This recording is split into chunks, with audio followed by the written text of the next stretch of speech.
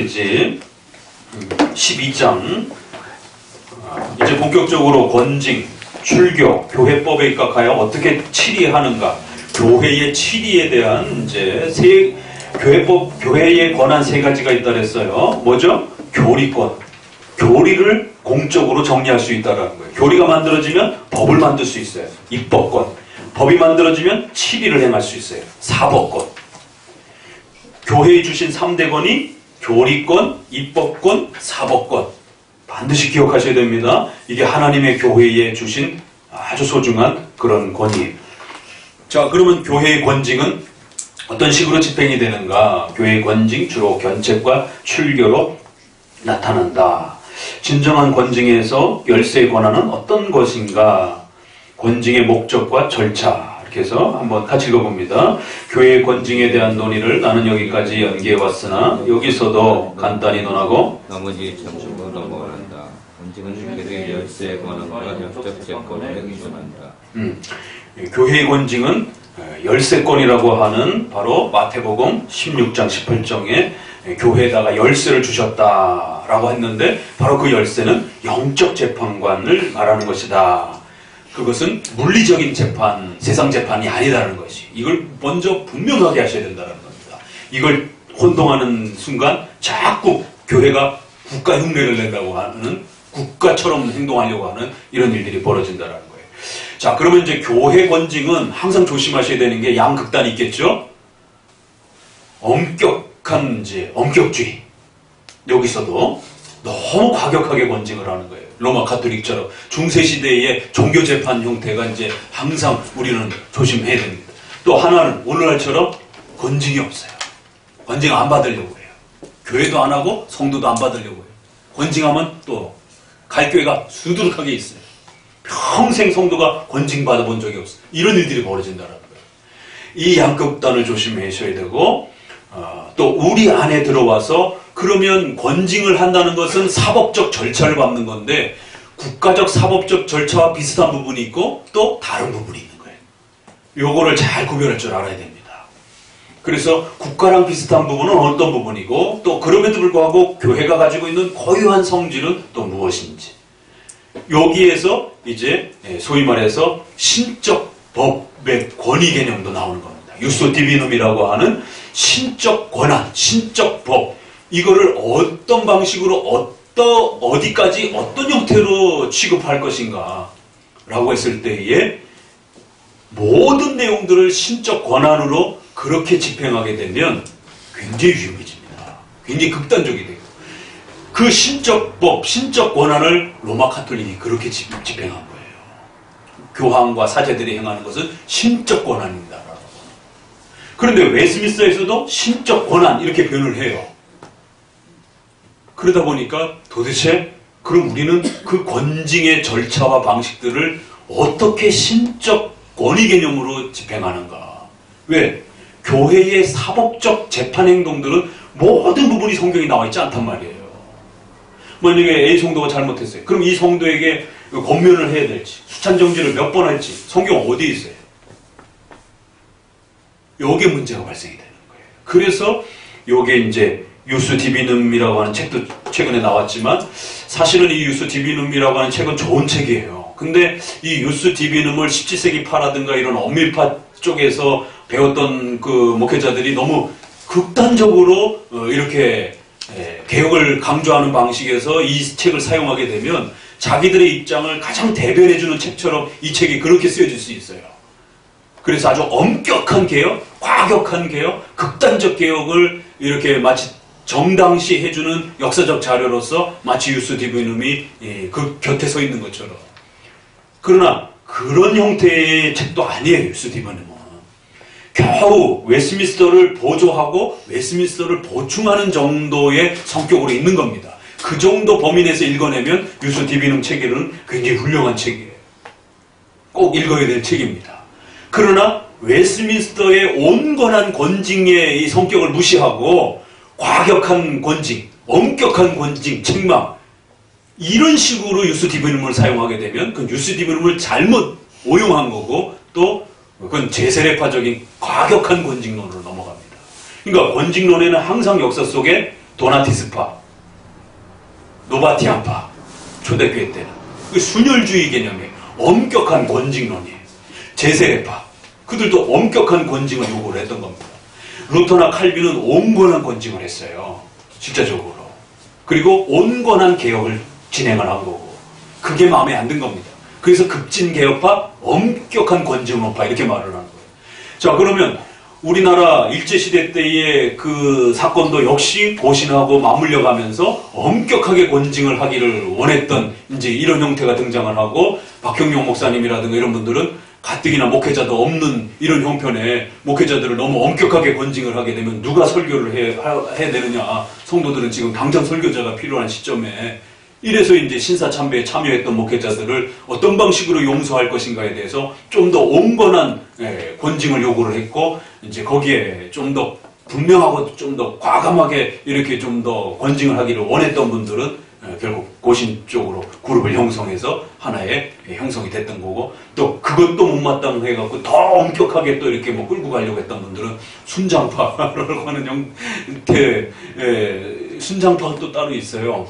고신파가 있는 것처럼 순수한 장로교. 그 장로교도 조금 못마땅하다라는 거예요. 더 순수한 장로교. 여기에서 그런 장로교들도 너무 널널하다. 더 아주 순결한 그런 교회 권징을 요구했던 게 소위 말해서 그 백파 계통의 이제 총공회파 계열의 아주 엄격한 이분법적으로 아주 강력하게 센 권징을 이렇게 모든 전반에 요구하고자 했던 이제 이런 형태의 권징론의 역사가 또 이렇게 형성이 됩니다. 그러면 이 권징을 아예 안 하는 쪽, 너무 세게 권징하는 쪽, 여기에 비하면 장로교는 어느 정도 성격이냐면 온건한 권징론 정도 수준이라는 거예요. 그래서 칼빈도 총체적으로 권징론의 방향을 잡을 때 지도자들, 교황과 신부들에 대해서는 아주 엄격하게 비판하고 징계해라. 그러나 성도들에 대해서는 좀 더 온건하게 아버지처럼 권징해라. 요게 칼빈의 기독교의 핵심입니다. 그래서 잘못된 로마 교황과 이런 부분에 대해서 적그리스도라고 이렇게까지 아주 엄중하게 책망을 하고, 교회 목회자들이나 장로들이라든가 이런 지도자들은 훨씬 더 철저한 검증을 거쳐서 책망하고 훈계하도록 이렇게 센 책망을 하도록 하고, 좀 더 성도들에게서는 아버지처럼 기회도 많이 주고 용서도 많이 하고, 부족해서 그러는 거니까 다시 또 권면해서 또 이렇게 같은 죄를 졌어도 지도자에게는 세게 권징을 하고, 성도들은 좀 더 온화한 방식으로 그렇게 권징을 하라. 이게 온화한 권징 형태의 자리입니다. 다만 지도자들에게는 좀 더 엄격성을 요구하는 이런 방식. 이게 칼빈주의의 권징의 성격의 방향이에요. 그러면서 권징은 세 개. 훈계, 성찬금지, 출교. 세 개로 나눠지는 거예요. 그러니까 성격과 종류 이렇게만 정리해 두시면 돼요. 핵심입니다. 이게. 그러면 각각의 내용 안에도 또 세분화돼서 세 개 정도로 나눠져요. 훈계에도 목사님이 불러다가 개인적 훈계가 있고,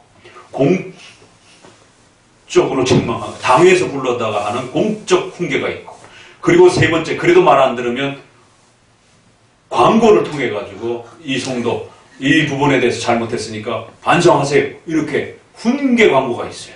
이거 공적, 아주 훈계에선 최고 단계죠. 창피를 주는 거예요. 우리는 목사님이 훈계하는 이 수준에서 다 도망갑니다. 그래서 안 된다는 거예요. 그렇게 하면 안 된다는 거예요. 교회가 판단했을 때는 어떤 형태로 판단해서 나를 책망하더라도 참고 견디셔야 되는 거예요. 여기에서도 안 되면 수찬정지가 들어가요. 수찬정지도 간단하게는 한 번, 세게 가게 되면 1년 가까이 이렇게. 그 다음에 출교에서도 예배를 드리면서 교제만 못하게 하는 그러한 좀 더 소극적 출교가 있고, 또 아예 교회 못 오게 하면서 혼자 집에서 근신하면서 예배 드리면서 반성하도록 그렇게 공동체 예배로부터 교제로부터 차단시키는 적극적 출교가 있는 것입니다. 그래서 각 단계별로 그렇게 정리가 돼요. 여기서 이제 다양한 극단들이 나오는 겁니다. 이 교회의 공무를 수행하는 사람들을 여기도 이제 번역을 성직자라고 부르겠다. 그래서 예전 번역에는 이 정도에서 우리가 다 썼었던 건데, 이게 갑자기 회중파들이 등장을 하면서 도저히 성직자라고 부르면 안 된다. 무슨 가톨릭의 교황이냐, 이제 이런 식의 자꾸 이제 공격을 하는 거죠. 먼저 모든 사람이 복종해야 하는 공통적인 권징을 논하고, 그 다음에 특별한 권징이 규정되어 있는 성직자들 부분에 대해서 다루겠다. 그래서 지도자들을 다루는 것과 성도들을 다루는 걸 좀 분리시켰습니다. 읽습니다. 권징을 싫어하고 말만 들어도 뒷걸음치는 사람들이 있으나 그런 사람들은 교회도 하나의 사회라는 것을 알아야 한다. 조그마한 가족 같은 사회에서도 규율이 없이는 올바른 상태를 유지할 수 없다면 가장 질서가 정연해야 할 교회에서는 규율이 더욱 필요하다. 따라서 그리스도의 구원의 교훈이 교회의 생명같이 권징을 근육이며 이 근육에 의해서 몸이 지체들이 서로 결합되고 각각 그 자리에 있을 수 있다. 그러므로 권징을 폐지하거나 그 회복을 막으려고 하는 사람들은 고의로 하든지 또는 모르고 하든지 간에 결국 교회를 해체시키는 데 이바지하게 된다. 무지하든 알고 했든 다 교회를 엄청난 피해를 입히는 행동들이 된다는 거예요. 권징만이라는 말만 들어도 뒷걸음질 치면서 싫어하는. 참 이게 지금 우리 형편에 읽어도 얼마나 이런 것들이 우리 형편에 비일비재한가. 지난번 그런 청년들도 그렇게 목사님이 권징을 하려고 할 때 그런 목사님의 판단이 편파적이다. 또 충분히 객관적이지 않다. 이런 선입관, 이런 반론 자체들이 목회자가 상황을 파악하고 그 여러 가지 내용들을 지켜보고 이런 부분에 대해서 신뢰를 못하는 거예요. 본인들은 억울하다라고 생각을 하는 것이죠. 억울함을 참아내는 게 권징인 겁니다. 그러면 적어도 목회자가 어떤 사건이 터졌는데 어느 사람 말만 듣고 그 사람을 책망하겠어요? 그러면 그런 목회자 밑에 어떻게 있겠어요? 있을 수 없는 거죠. 적어도 내가 그 교회에 속하겠다라고 서약하고 들어왔으면 적어도 그 목회자를 신뢰하는 거고 그 목회자가 설교하는 걸 존중하고 듣는 거고 그 목회자가 뭔가를 책망할 때 적어도 개혁교회 목회자는 내가 다른 목회자들은 돈 때문에 뭐 권력 때문에 편파적으로 그렇게 한다 하더라도 적어도 이 장로교회 이 개혁교회 목회자들은 균형감 있게 중립에 서서 말씀에 맞게 법에 맞게 그렇게 책망할 줄로 믿고 이 교회에 들어오겠습니까? 라고 묻는 거예요. 등록신자에게. 그게 아직 확신되지 않으면 들어오지 마세요. 그냥 게스트로 있는 겁니다. 그냥 예배하는 자로만 있는 거예요. 이 정식 교인으로는 아직 본인도 섣불리 들어와서는 안 되는 겁니다. 그러면 적어도 목사님이 책망할 때 편파적이라 너무 쉽게 생각하시면 안 되는 거예요. 목사님이 두루두루 다 이야기 듣고 있고 보고 있고 살피고 있는 겁니다. 그럼 본인 편에서 봤을 때는 억울하고 또 다른 사람 이야기만 듣는 것처럼 보여질 수도 있고 자기 얘기를 안 들어주는 것처럼 또 그렇게 여겨질 수도 있고 그러나 목사님은 적어도 개혁교회 목회자라면 그렇게 세상 일반교회처럼 돈 때문에 권력 때문에 치리해야 될 사람을 봐주고 이러지 않습니다.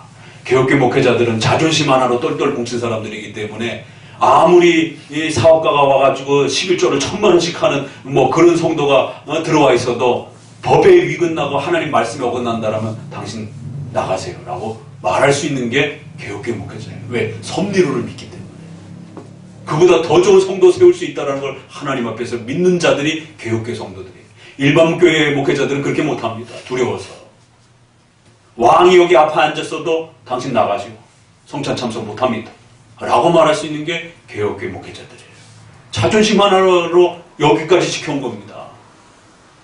그런데 그 개혁교회 목회자들을 향해서 편파적으로 자기 측근들 말만 듣고 이러면 그건 벌써 개혁신앙에 대한 개념이 깨져버린 거예요.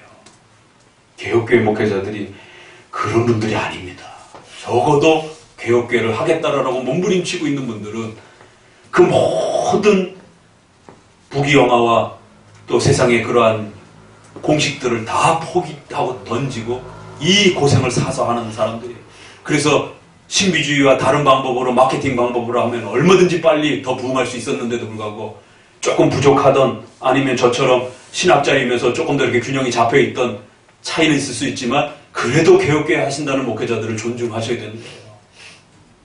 그거 다 집어던지고 순수하게 해보려고 재정적인 압박 받아가면서 불법적인 방식들 포기하고 그러한 인본주의적인 전도 방식들 포기하고 그 고생을 사서 하시는 분들이에요.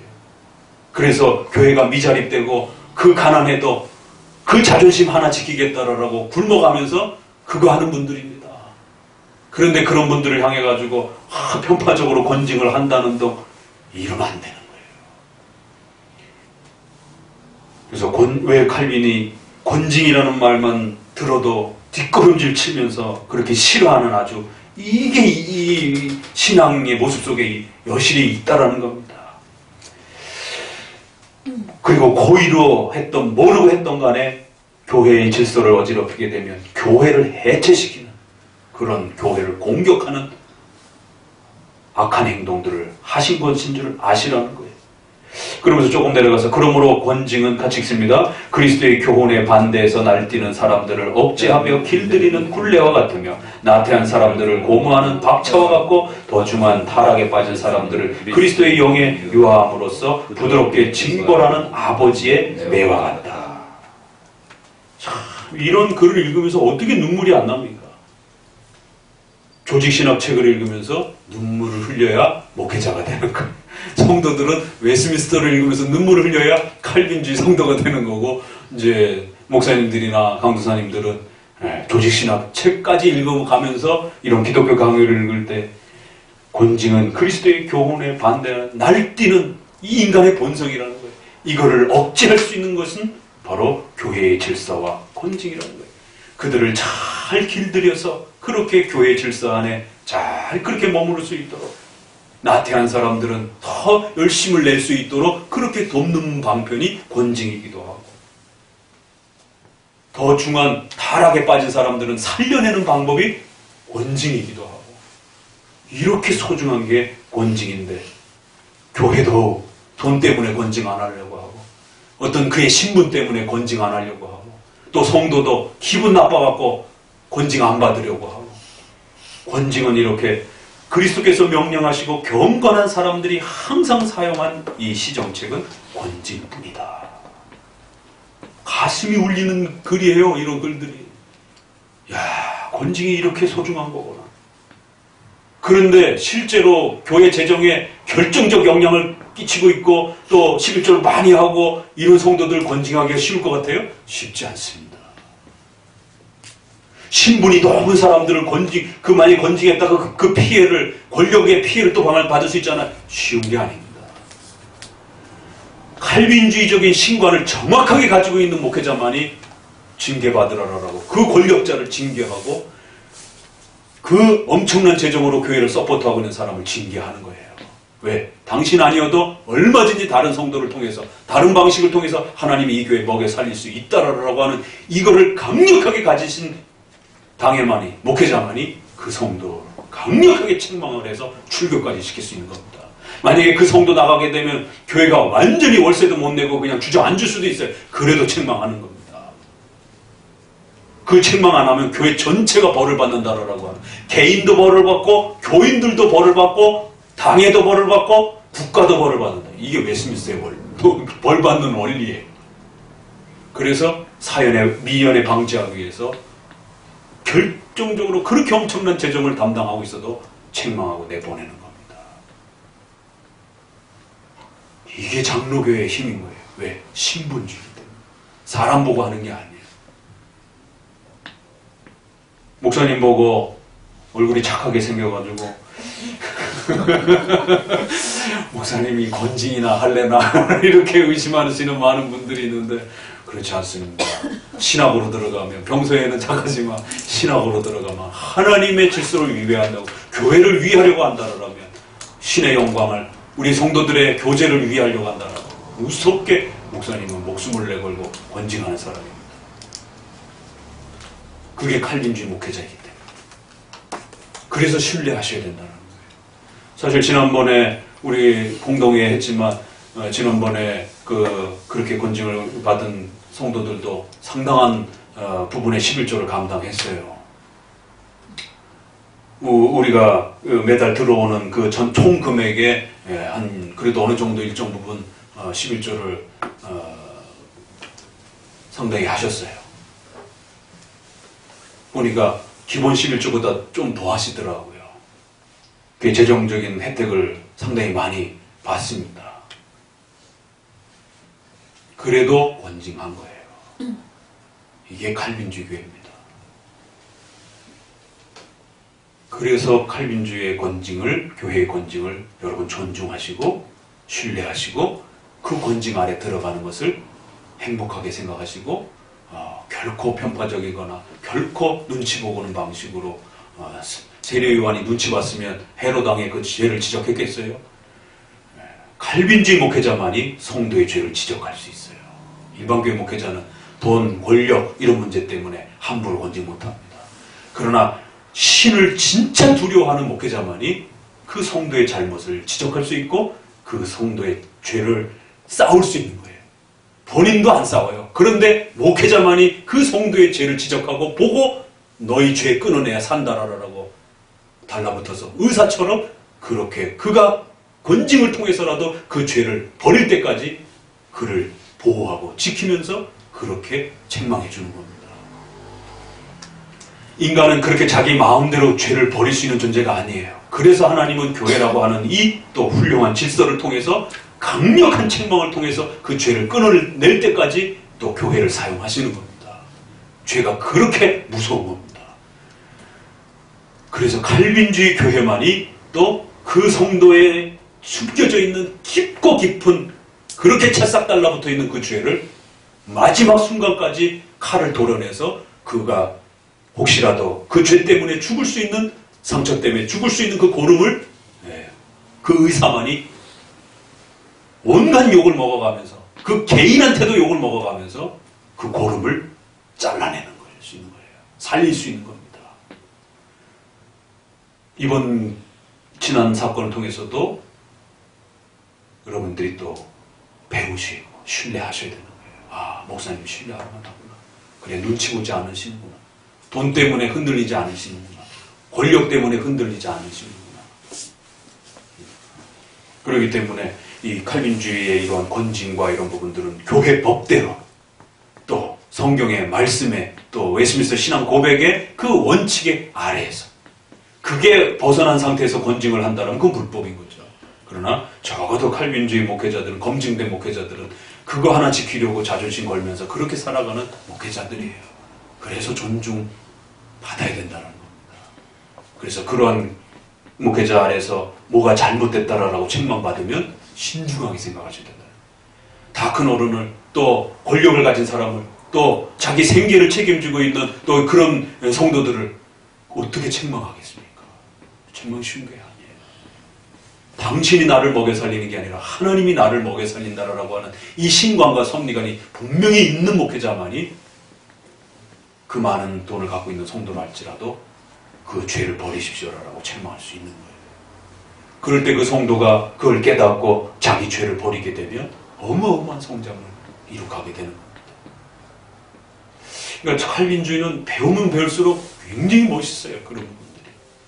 정말 사람 눈치 보지 않고 사람 보지 않고 오로지 하나님 바라보면서 그러면서도 또 성도들을 가장 아끼고 사랑하는 그 성도들을 위해서 목숨을 버릴 수 있는 그러한 마지막 그러한 또 하나님의 죄종으로서의 그러한 분들은 칼빈주의 목회자다라고 하는 것을 분명하게 또 말할 수 있는 겁니다. 기도합니다. 하나님 감사합니다. 오늘도 우리 기독교 강요를 통해